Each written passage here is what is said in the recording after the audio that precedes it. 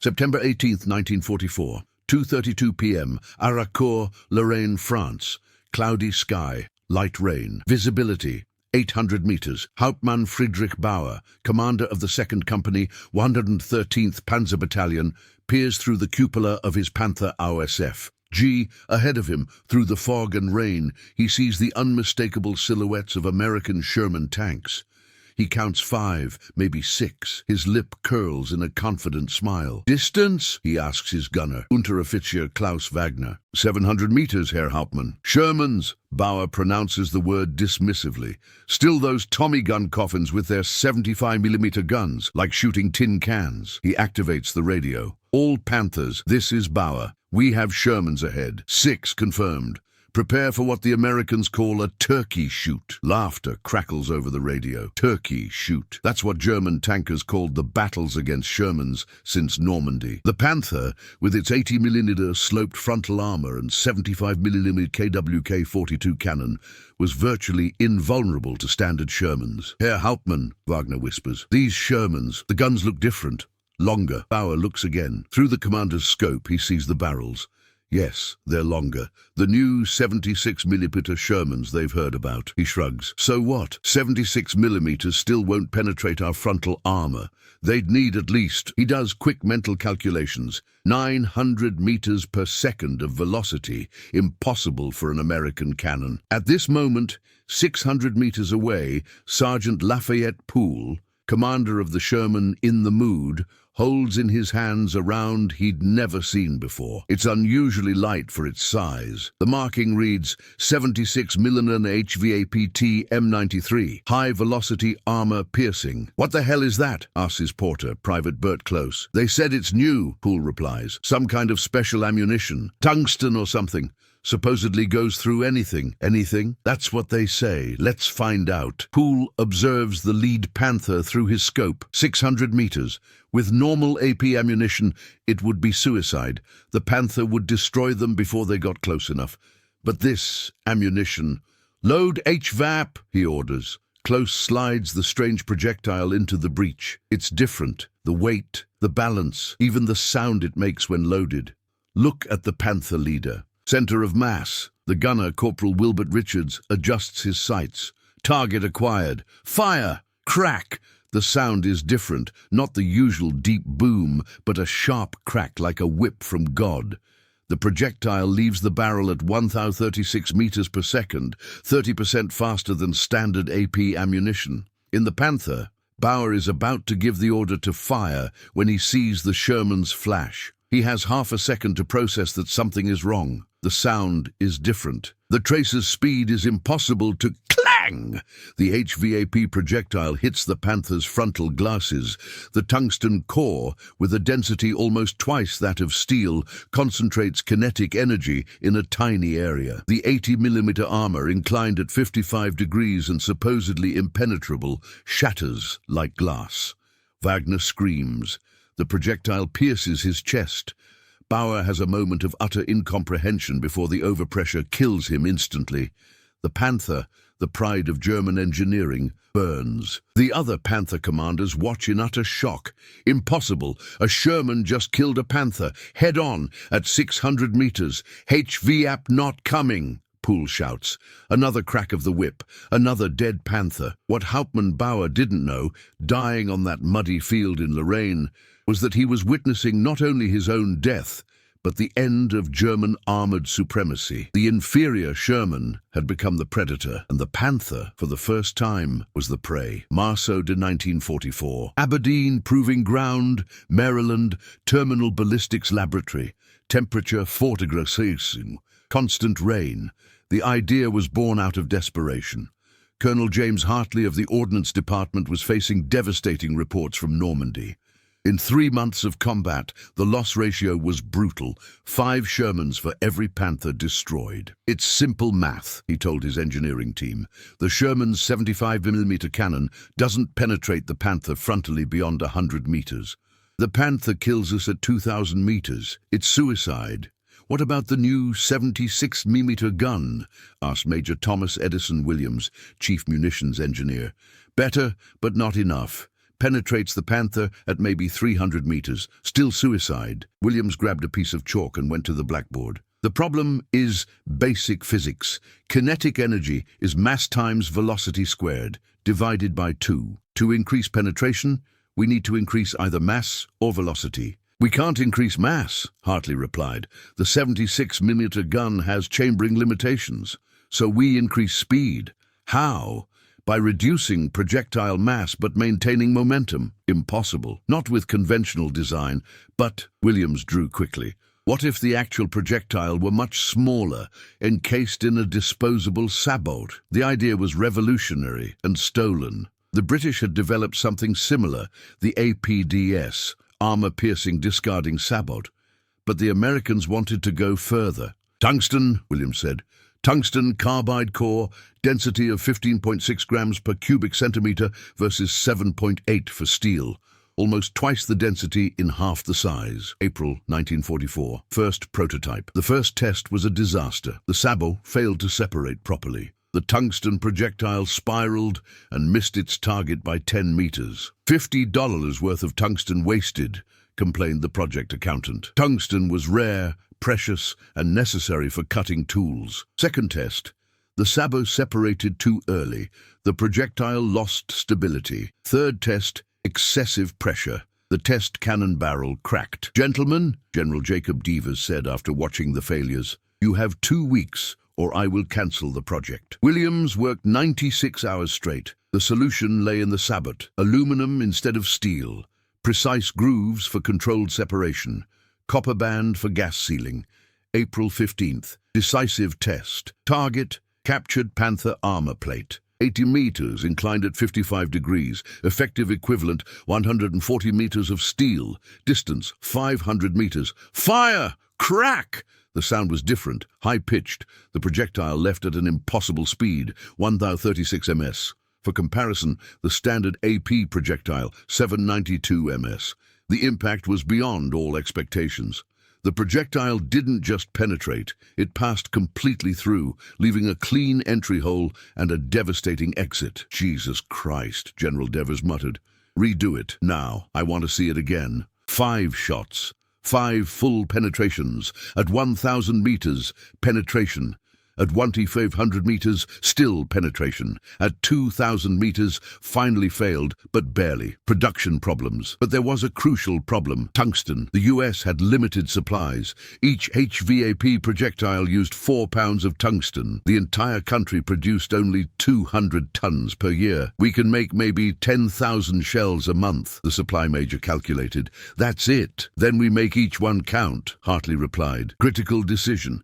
HVAP would be issued only to experienced tank commanders, 5 rounds per tank, maximum, for use only against Panthers and Tigers. No one imagined that this expensive and rare ammunition, born of desperation and applied physics, carried the power to completely reverse the dynamics of armored combat in Europe. 25 August 1944. Fontainebleau Forest, France. First real fight with HVAP. 0743 hours. Dense fog. The debut was a near disaster. Staff Sergeant Robert Early, commanding a Sherman bouncer of the 37th Tank Battalion, received his first 5 rounds of HVAP ammunition the night before. Don't even train with them, the ammunition officer warned. They're very precious. One of these costs more than your annual salary. Now in the French fog, Early faces 2 Panthers at 400 meters. His first 2 HVAP shots miss completely. Shit! Ballistics are different. The HVAP projectile was 30% faster. The firing chart they'd memorized was useless. They needed to aim lower and compensate less for gravity. The Panthers responded. Early's Sherman was hit 3 times. Miraculously, they all ricocheted. Last HVAP, the bellhop yelled. Early took aim instinctively, ignoring the tables. Crack! The lead Panther stopped abruptly. Smoke began pouring from the hatches. But the second Panther was rotating its turret. We're fucked, the driver muttered. The Panther's 88 milliliters fired. Early's Sherman exploded. 3 dead, 2 wounded. The after-action report was brutal. HVAP demonstrated exceptional penetration capability, but requires complete retraining of gunners. Radically different ballistics render existing firing tables obsolete. The military press was merciless. Super munition fails combat test was the headline in the Stars and Stripes. A captured German commander, Oberleutnant Hans Müller, commented, "We heard about new American ammunition. We saw Sherman destroy Panther, but also self-destruct. Typical American, power without control." September 1944. Aracourt. Poole's revelation. Staff Sergeant Lafayette Poole was different. A 25-year-old Texan, he had something most tankers didn't, a hunter's instinct.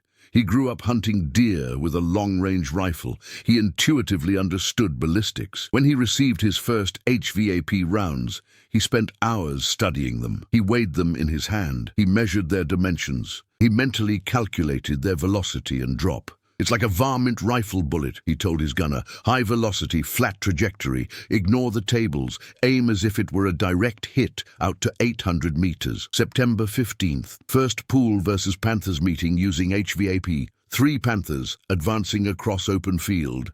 Distance 700 meters. HVAP up. Poole didn't use the standard technique of observing where the first shot lands and correcting. With HVAP, there were no second chances. It was either hit or die.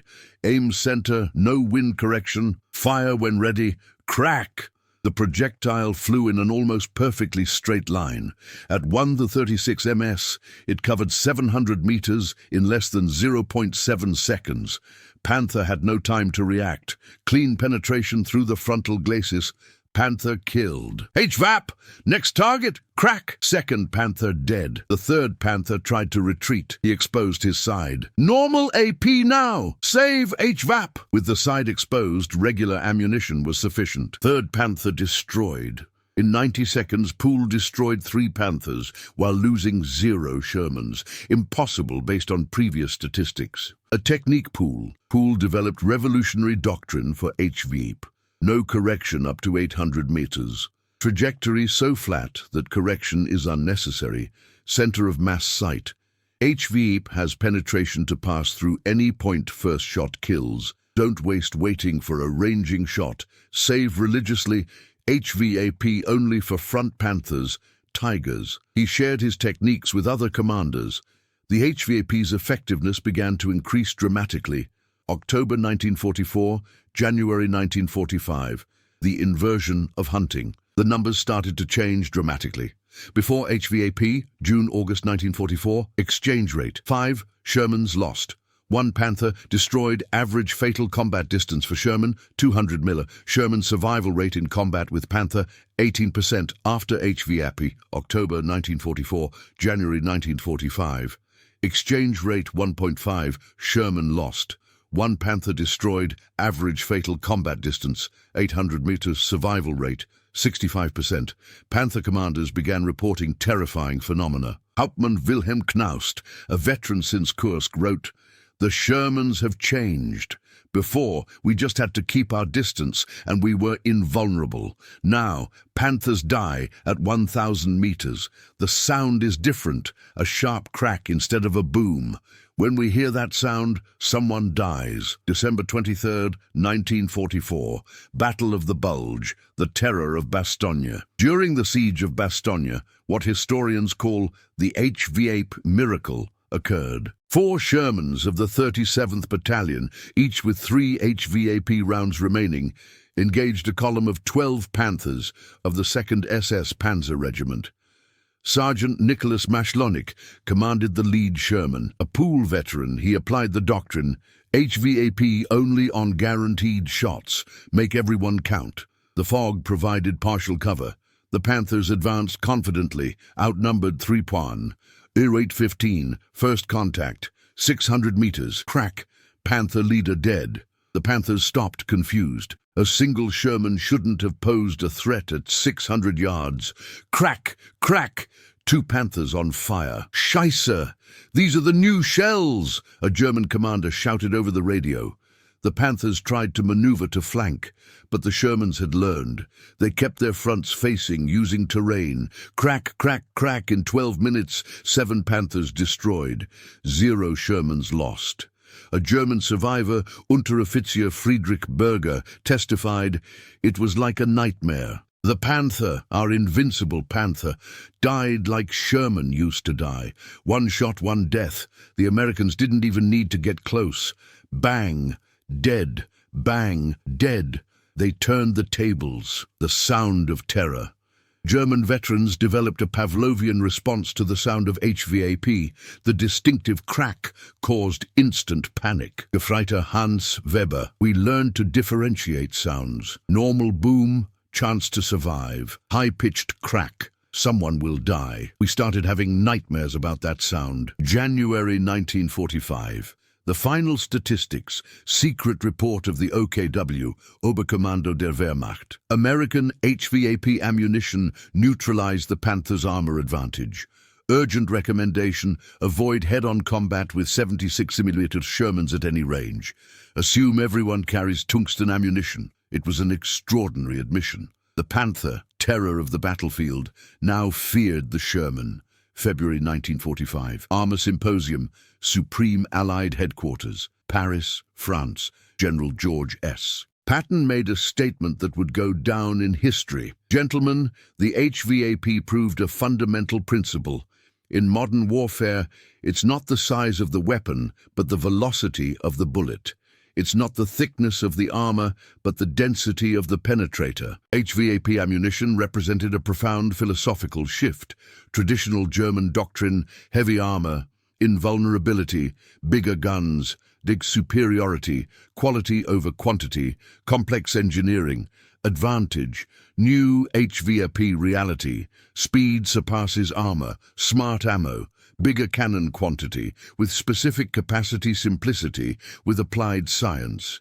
Dr. Robert Oppenheimer, visiting the European front, commented, "HVAP is pure physics. Kinetic energy concentrated in a minimum area with maximum density material. It's elegant. The Germans built bigger tanks. We built better physics. The economics of war. Revealing analysis. Cost of a Panther, 117,000 Reichsmarks. Cost of a 76mm Sherman, $33,000. Cost of an HVAP projectile, $400 to destroy a Panther. Before, 5 Shermans, $165,000. Com HVAP, 1 Sherman plus 1 HVAP. Isham $33,400. General Eisenhower, "HVAP saved us not only lives, but resources. Every Panther destroyed with HVAP instead of sacrificing Shermans saved $130,000 and 20 American lives." Of the desperate German response, Germany attempted to develop a countermeasure. General Oberst Heinz Guderian ordered, "Entwicklung sofort, own tungsten ammunition immediately." But Germany had no tungsten. Its mines in France were lost. Importing from China was impossible. They tried substitutes. Depleted uranium, very rare.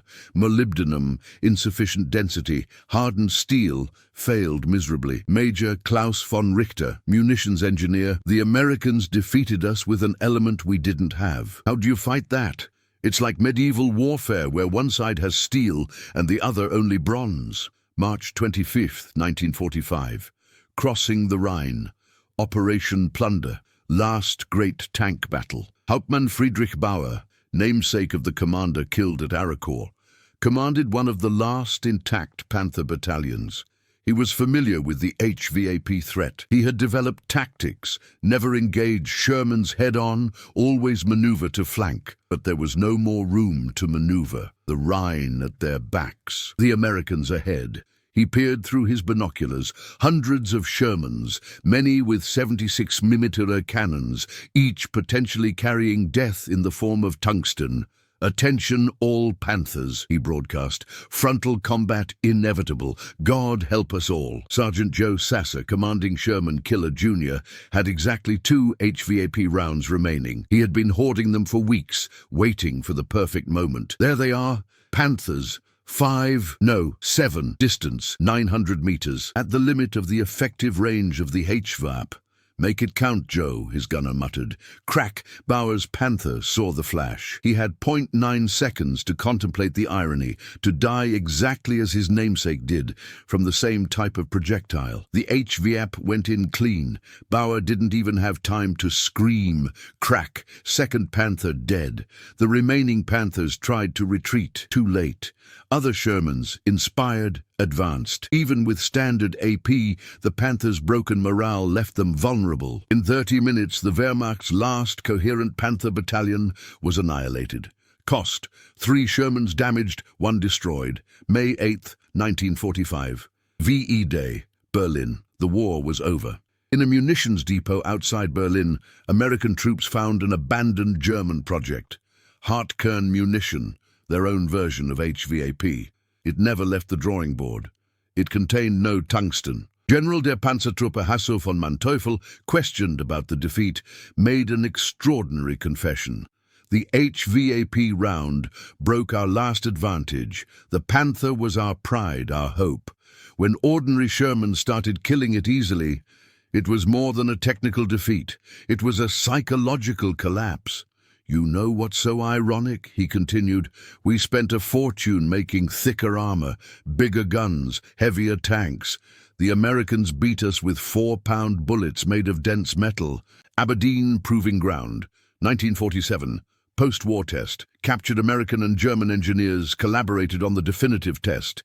The original Panther versus the 76mm Sherman with HVAP. Distance, 1,000 meters. Angle, 0 deg. Worst case for HVAP. Armor, Panther with improvised additional armor. Crack. Complete penetration. Dr. Ferdinand Porsche, now a prisoner consultant, observing the test, muttered, "Do you know what they did? They proved that intelligence overcomes strength, that the correct chemical element is worth more than tons of steel. It's humbling and brilliant." Final veteran reflection.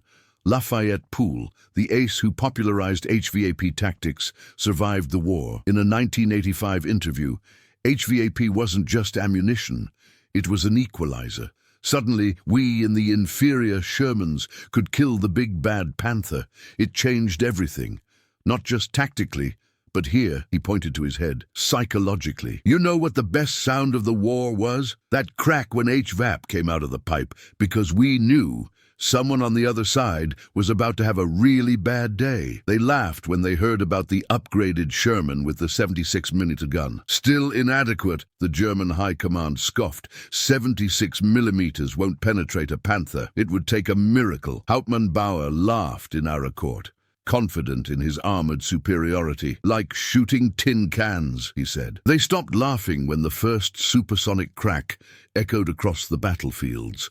They stopped breathing when Panthers started dying 1,000 meters from Shermans. What was impossible became routine. The predator became prey.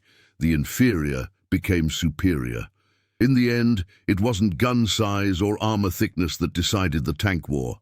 It was the speed, the density, applied physics. The Germans built bigger, heavier, more complex tanks.